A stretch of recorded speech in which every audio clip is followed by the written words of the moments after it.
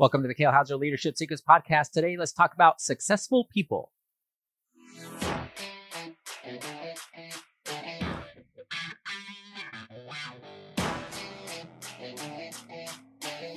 Hello, everybody, and welcome back to the Kale Houser Leadership Secrets podcast. My name is Kale Houser, CEO and co-founder of Kale Houser Leadership, along with my amazing wife, Liz Houser, COO and co-founder of Kale Houser Leadership. Hey, I am happy to be back with you with this podcast. It's probably not a break to you, but if you are watching on YouTube, you know that yesterday's episode, I was in my studio in Florida, and now you can see I'm in a new place right now. We took this opportunity to do some traveling and spend some time with family. So I am coming at you from Washington State, so the opposite corner of the country. It's quite the difference here for us. It's been a long time since we've been back here. This is where I am originally from, and where Liz and I originally met way back in high school. We spent some time here in our younger years, but have not actually lived in Washington, although be it temporarily, for quite some time. So it's good to be back. It's good to be with family. Good to see my grandparents and my parents and all kinds of other people that it's been a long time coming since we've had the opportunity to do so. But as you can see, everything requires adjustment. So bear with me as I go through these kind of adjustments. If you're listening on podcast audio, Castbox, or Apple, or Spotify, whichever that you listen on, obviously this will be all transparent to you.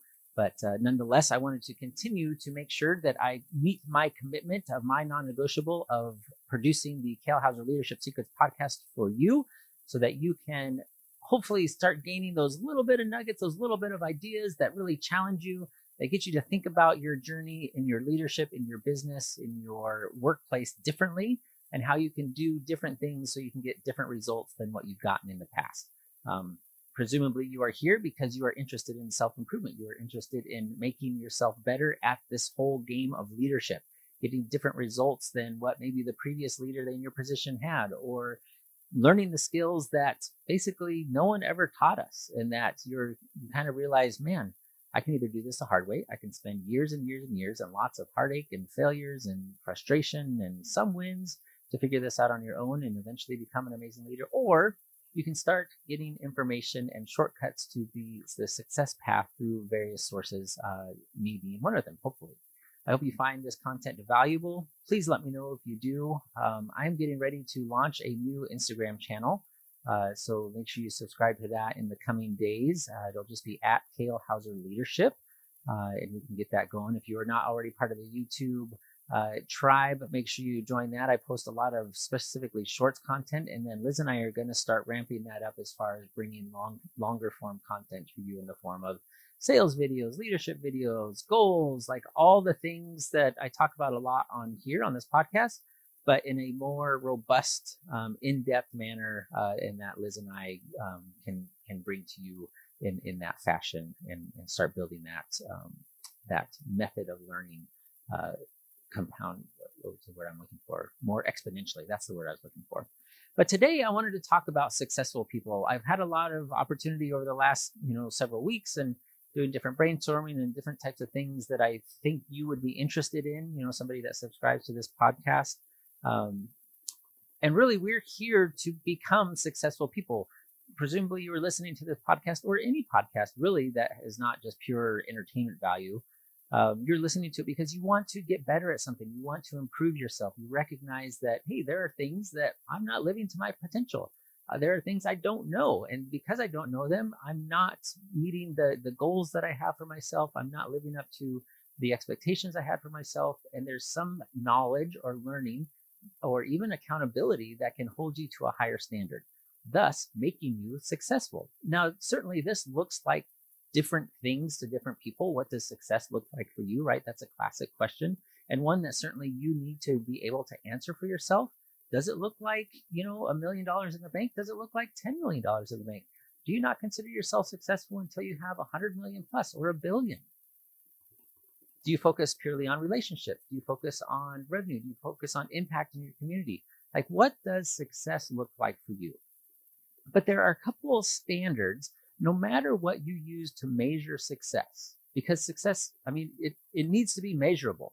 That's how we know we are successful, is because we can look at something whether it's something we produce, relationships we cultivated, actions and reactions that we spur, it needs to be in some form or manner measurable so you can look and say, yeah, I failed at this over here.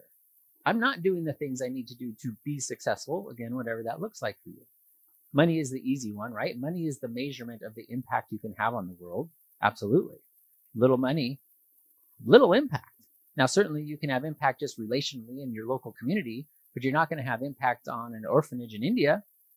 Lots of money, lots of impact. You can now impact not only your community, but provide resources to struggling places all across the world, right? So that is one, and we'll kind of use that as the standard of, as we think of successful people, we'll think of them in the form of how much revenue they create in their business, how big their business grows, how many people they employ, right? Because by employing more people, you're providing for more and more families, thus making you a very successful business owner. Presumably you're actually profitable and all those types of things. We can go into that. But as we think about just the idea of a successful person and successful people, what do they do that's different than people we would classify as unsuccessful?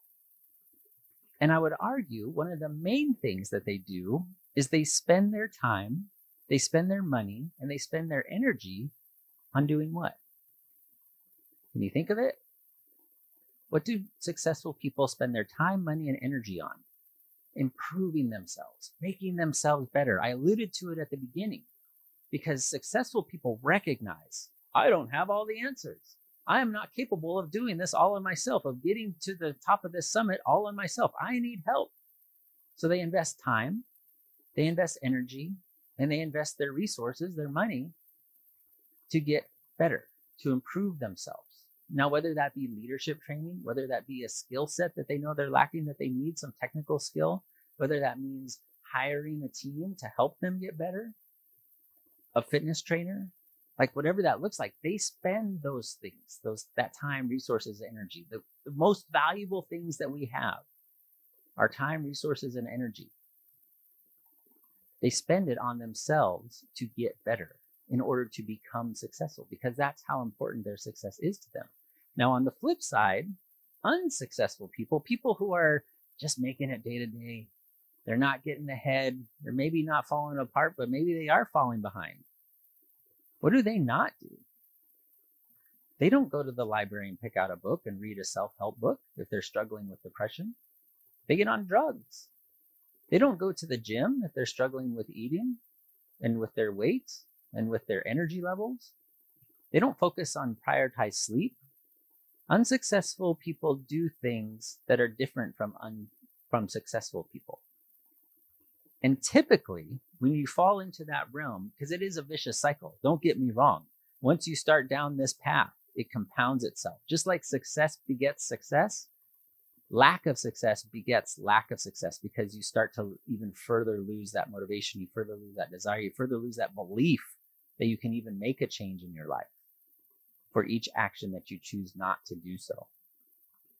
But along with that, typically, unsuccessful people believe that anyone that is out to help them is either trying to scam them in some form or fashion, or they're out to take something from them. Like, they start to see anything and everything as a scam. Like, oh, yes, they may recognize, like, oh, I need some help. So I want to go hire this leadership coach, or I want to go hire this relationship coach. I want to go hire this fitness trainer. What? He wants to charge me how much money? Are you kidding me?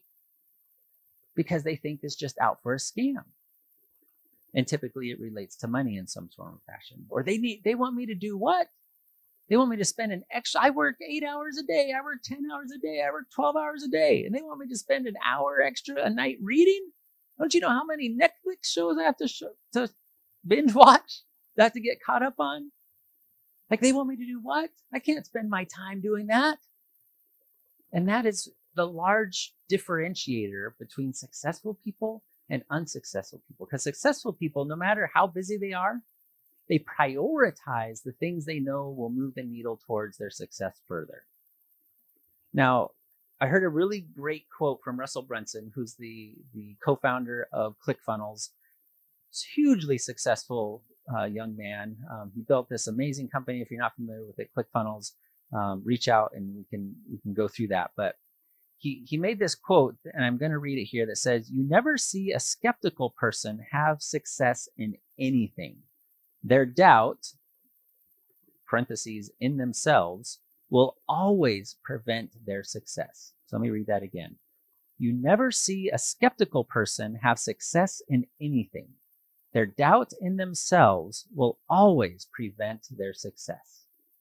Because that is, beyond those three things, is the belief. The belief is what spurs the three things. So the belief is the underlying, it's the outer shell, it's the overarching. It's because successful people believe they can be success. They believe they can reach that height. They believe they can attain that thing and meet that goal, hit that target. And thus, because they believe it, they're willing to spend the time, energy, resources to do so, to gain the talent around them, the team around them, gain the knowledge, gain the insights, gain the accountability in order to become successful. Versus unsuccessful people, like I was alluding to earlier, because they don't believe it, or maybe they tried it on their own and failed, and now they don't believe they can do it at all, no matter what the help is, it just begets this really, really vicious cycle. And I would highly encourage you, and I want to encourage you, that you can be a successful person. If there's an area in your life, in your business, in your corporation, in your organization where you are not having that success, what belief are you lacking right there? And then what time, energy, resources, money can you put into it in order to change that? And remember, you can always borrow somebody else's belief until you convince yourself. You can step out in faith and say, I don't know how this is going to work. I don't know that I'm good at it. I don't know that I'm capable of it. But Joe over here says that I can do it. So I'm going to trust Joe because Joe's never lied to me. And I'm going to step out and do it. And I'm going to make it happen. Yeah, it's going to cost me some money. Probably going to cost me energy. And it's going to cost me some time. But it is so worth the goal to step out and do it. So I wanted to really talk about that. And if you haven't thought about it, like, there are things that successful people do to make them successful in no matter the arena. Relationships, finances, business, in their community, in their body, their health. And then there are things that unsuccessful people do that affect their same things: relationships, body, health, business, finances. So now you get to start choosing, where will you invest your time, resources, energy, money to make yourself successful, or continue to be unsuccessful? And I hope you choose the latter. Let me know if we can help. Kale Houser Leadership.com. Or you can join our VIP Leadership Mastermind. We run that twice a week. We had a pretty legit one today, so it's exciting as we're continuing to grow that membership and that mastermind and start learning from each other and really expand that. So if you have not taken advantage of that offer, please do yourself a favor. Help me help you. VIPLeadershipMastermind.com. And we will see you soon. Have a fantastic afternoon, no matter where you're at. You are. Bye.